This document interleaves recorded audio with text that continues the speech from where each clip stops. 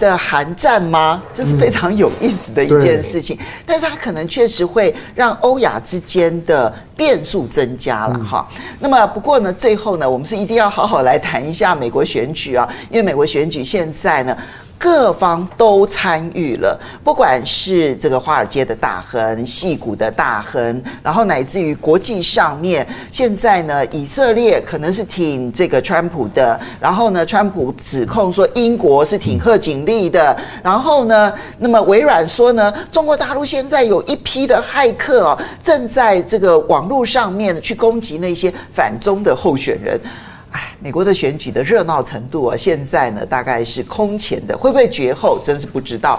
不过我们要先从金砖开始说起。今天邀请的这2位呢，正组合，来，蔡正元蔡博士，凤喜好，香龙好，郑亮好。来，接下来就是郭正亮郭博士，大家平安。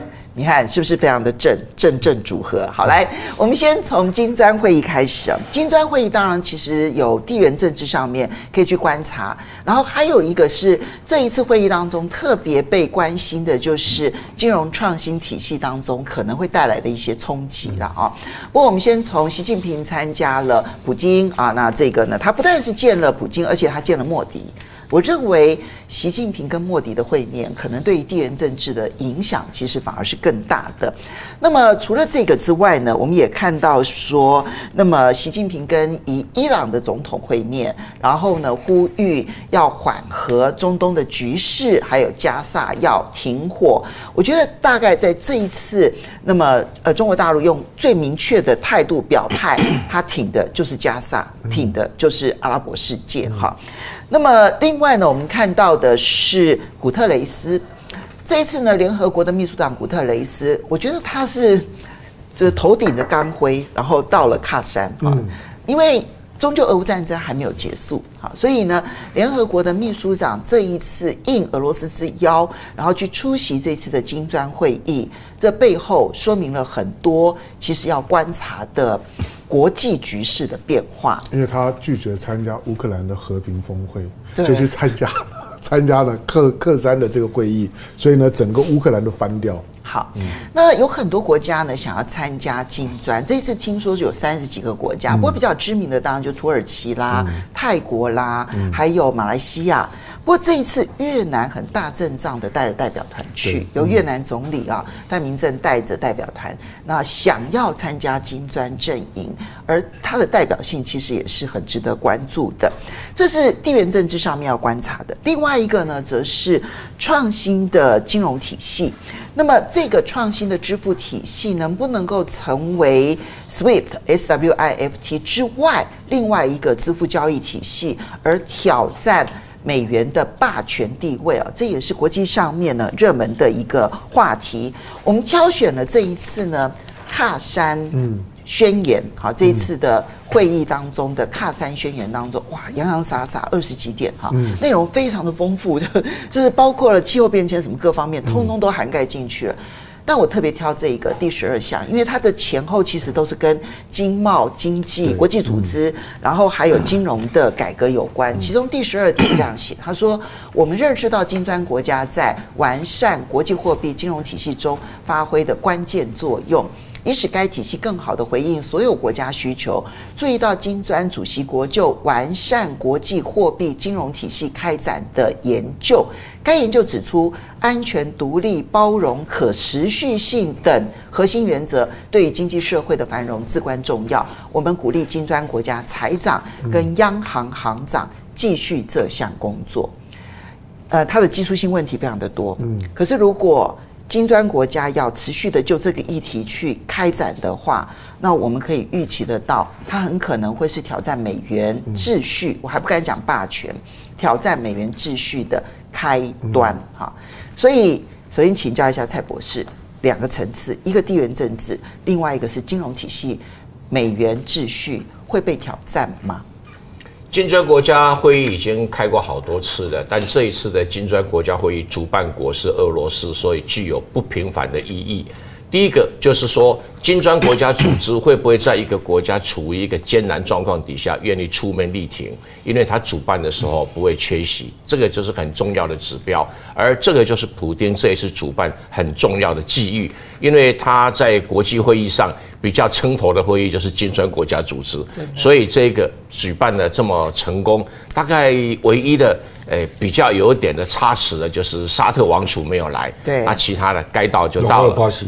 对啊，还有巴西的巴西那个不能叫做不出席，他受伤了，他跌倒了，他跌倒了，对，他这真的跌倒，是真的，因为巴西也没副总统，所以只好派部长来，对，那。而且越南也来了哈，因为表示越南跟俄罗斯的传统友谊啊，这个不因为美国因素影响而改变，所以对俄罗斯具有地缘政治的战略性的意义，表示我在这么艰困的时候，我的朋友仍然在。尤其习近平主席啊，送来这么多的温暖，还有呢，他的亦敌亦友的莫迪啊，我还给他一个温暖的拥抱哦，所以可见得到，这个对美国看起来就是个眼中钉、肉中刺的一个活动。第二个啦，金砖国家组织呢是有跟联合国登记的国际组织，并不是像什么瑞士和平啊会议啊那种联合国体系之外的东西啊。就是啊。所以联合国的秘书长，可去可不去。但是金砖国家组织会议啊，对联合国秘书长来讲的话，某种程度是一种准义务，所以他来参加呢。当然是有它的正当性，这一点乌克兰抱怨呢就没什么特别的意义了哈。全世界有很多奇奇怪怪的这种跨国的组织跟会议哈，像台湾也搞了一个什么什么跨国议员对中政策什么什么东西的 IPAC， 我都念不出来，你厉害。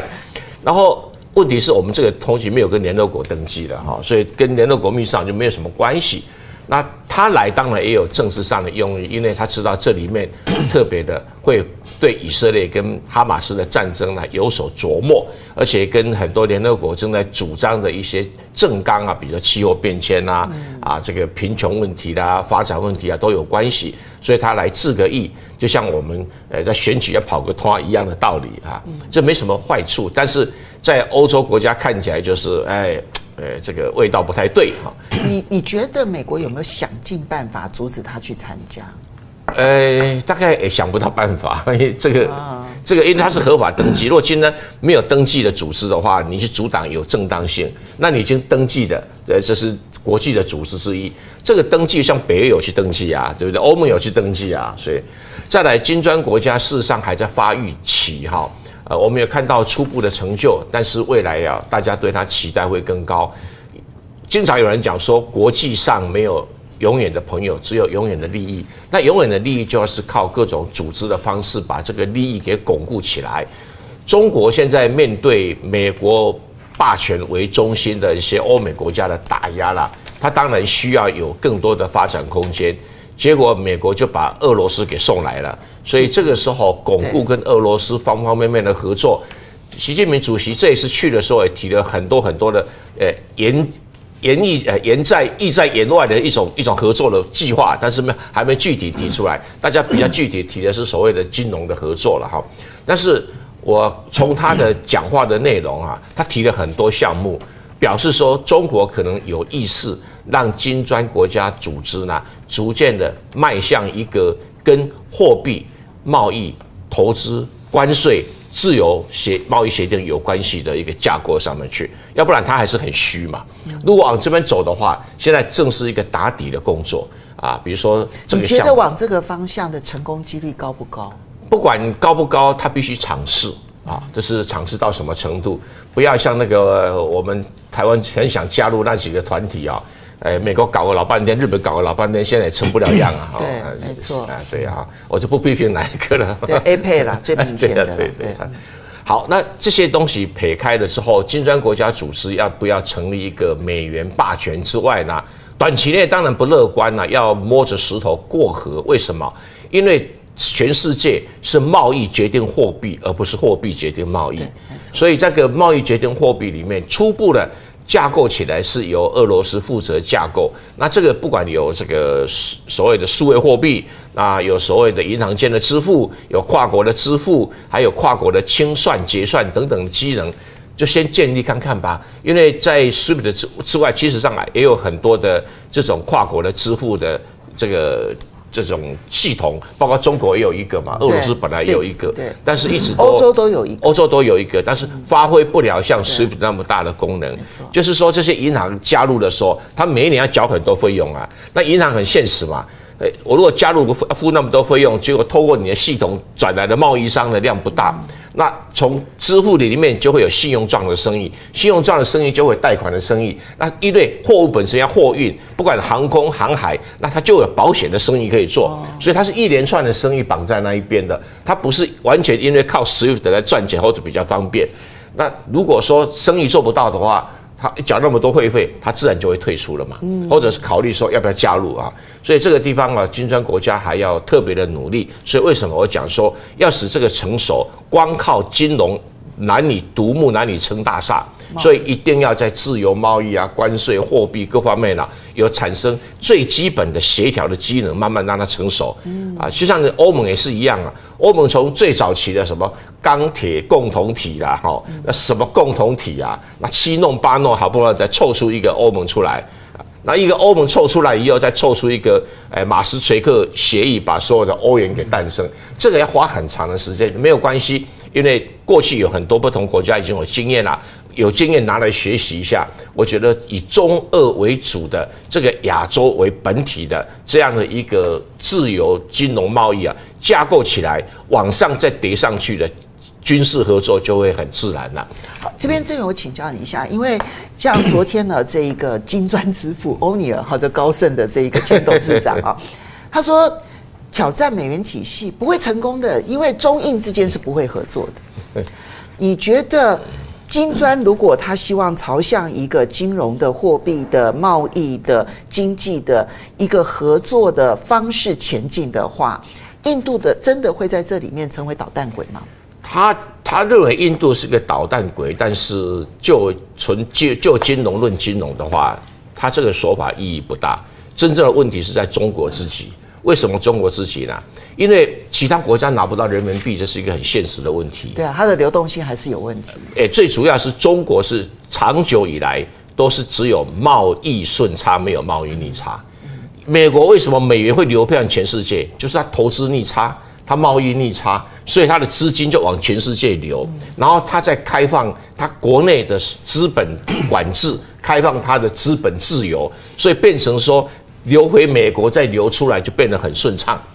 那中国短期内不可能贸易这个逆差嘛？对，它顺差还是非常大。对，因为顺差你的人民币就流不出去，你只有逆差才流得出去。那逆差流出去的话，那俄罗斯现在也在想办法去维持一个顺差的状态，因为它卖石油嘛，然后最近花了比较多钱在军费上面嘛，那基本上它也没有办法把这个卢布啊大量往外流。所以在一个资金没有办法往外流的情形底下，甚至还吸收各国的游资，那很显然的，你要去取代美元的机会就不大，因为美元要被取代，必须要有另外一种货币可以取代它，或者应该叫过渡部分取代它。那现在比较明显的取代它呢，就是欧元嘛。欧元成立了以后，取代它大部分的在国际外汇市场的交易量。我现在讲的是外汇市场的交易量。美元的外汇市场的交易量还是占了一个很大的比例，不要讲别人，在香港就是一个例子了哈。所以这个资金调度现在不是去取代美元，现在是说能够补充美元的不足，先达成这样的功能啊，就很实际了。因为第一个，俄罗斯拿不到美元嘛，那人民币对俄罗斯来讲就是个救命锁嘛，所以这个时候人民币在中俄之间就可以有一个所谓的货币区慢慢的一个形成。那这个对中国来讲是一个学习踩入国际金融市场上面的一个第一步。那因为你现在就是没有太多机会做国际金融交易，你自己中国的银行要跨出香港以外也非常的棘手吧。我经常跟大陆朋友开玩笑说，你们大陆现在最具有国际金融项的不一定是香港哦，他问我是哪里，我说是澳门，因为各国的赌客什么货币都有，只是那个没有纳在银行体系，那另外一件事情，看你要不要把它包装，把它弄成这个另外一个国际货币的交易中心啊，那个金额超大的，而且是投资性质的。对，可以去思考一下。好，所以郑亮怎么去看这一次的金砖会议？坦白说，俄罗斯办的还蛮成功的啊，因为他这样努力的去邀请各国的领袖，除了我们看到说，哎呀，沙烏地阿拉伯的王储这个没有办法参加哈，然后呢，巴西的总统真的摔跤了啦哈，然后以至于他没办法搭飞机。除此之外，重要是金砖会员以外的国家，其实哇来的那个人数更多。这个是地缘政治上面一个还在打仗的国家，然后现在在国际舞台上面如此的活跃。那么第二个部分，当然就是刚刚提到的，就金融体系这部分，创新支付体系，它有机会在美元支付体系之外，开始建构一个可以相互竞争，或者至少部分竞争的支付体系吗？不，因为制裁俄罗斯的国家本来就只有48个了，那这次与会了33个国家，本来都不是制裁国家，因为金砖本来就是联合国登记的组织嘛，那你是不是要制裁俄罗斯？你本来就不是这种政策啊。比如说日本、韩国来，那就是大新闻了嘛，对不对？对，那越南本来就没有制裁人家啊，而且东南亚本来就大家都认为是下一波入会的主要的这个区域啦，比如说印尼啊、越南跟泰国啊，这几率本来就蛮高的啊。但是有一些国家会卡到印度了，比如说巴基斯坦啊，可是我觉得这个就是金砖内部。当然，他国家多了之后，就会开始有一些政治上的计算啊。比如说巴西、印度、南非，他就认为说，如果五常扩大，你必须要承诺我们是优先获选国啊。那伊索比亚跟阿根廷就不愿意承诺啊，就是这样嘛，这必然的嘛。埃及也不愿意承诺啊，为什么非洲是你啊？为什么不是我？对不对？所以我是说。矛盾还是会慢慢出现啊，可是我觉得到目前为止，它的2大议题啊，比如说中东和平，这不会有争议啦。那另外就是非美元支付，而且我跟你讲，他用的是很包容的方式，他不是用对抗的方式，对啊，因为印度吃醋嘛，所以印度就反对列举金砖货币以哪一个货币为准。所以他们没有做这个决议了。你看那个，其实中国大陆也没有硬是要求要用人民币。中国大陆也没有这样。对啊。其实中国大陆，我跟你讲啊，他到现在还在用 SWIFT。对不对？没错。他贸易那么大，对，他怎么可能不用 SWIFT？ 他不可能完全的。不可能啊！所以我觉得中国大陆就在这里定位的，让美国啦、欧洲啦，有些国家就气得牙痒痒的，也没办法。因为他不走对抗路线，就是你很难说他是邪恶轴心呐，因为俄罗斯、北韩跟伊朗，那已经被制裁到什么程度了？那中国大陆现在还跟140几个国家最大贸易伙伴啊。像你刚刚讲到它的进口跟出口啊，比如说2023，它大概顺差是8000多亿美元呐啊，可是它的进口量也有2.56兆。那也很大那它的出口当然就是3.3多兆啊，那所以还是顺差没有错啊。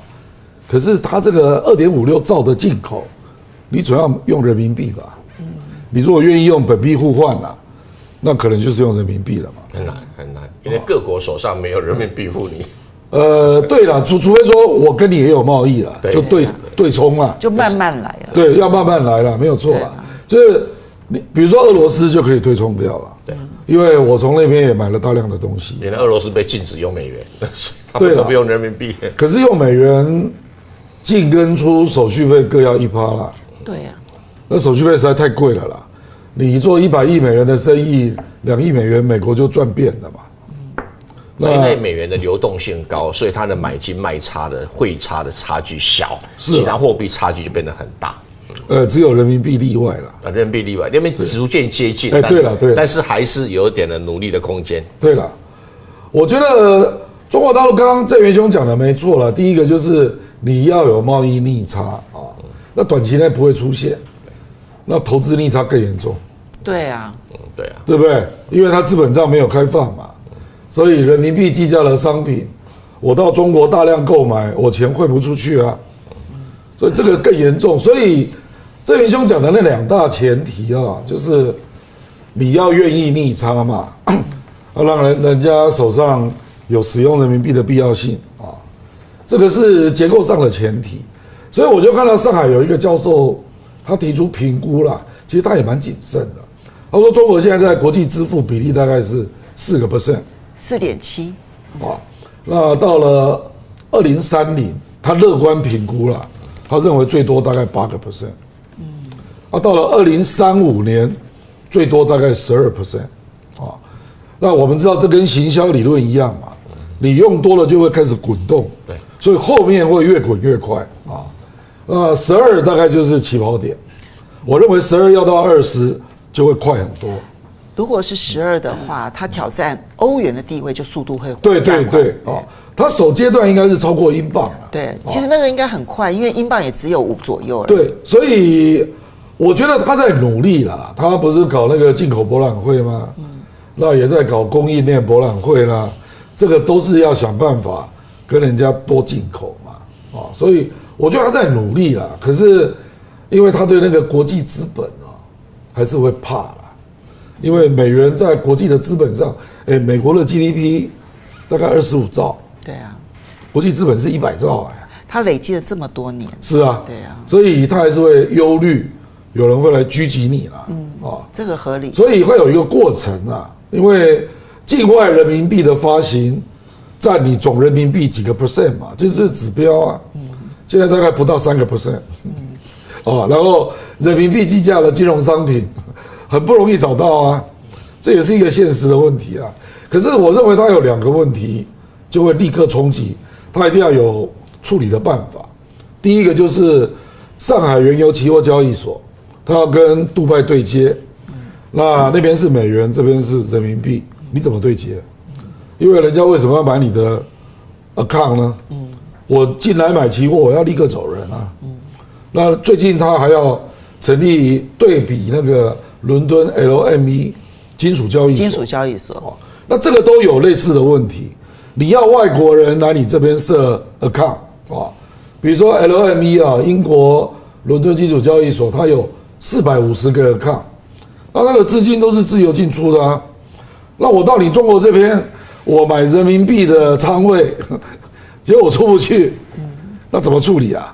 所以我认为期货交易，尤其是大宗商品的期货交易，它可能要设特别条例了，就让人家可以进出了。所以普丁这边特别强调谷物啦，还有一些大宗商品的期货交易所，在金砖体系当中，可能也是在这件事情上面希望寻求突破。你不让人家资金进出，期货交易所建立不起来了，不可能啊，对啊。好，所以这是一个很重要的观察，就。Yahoo!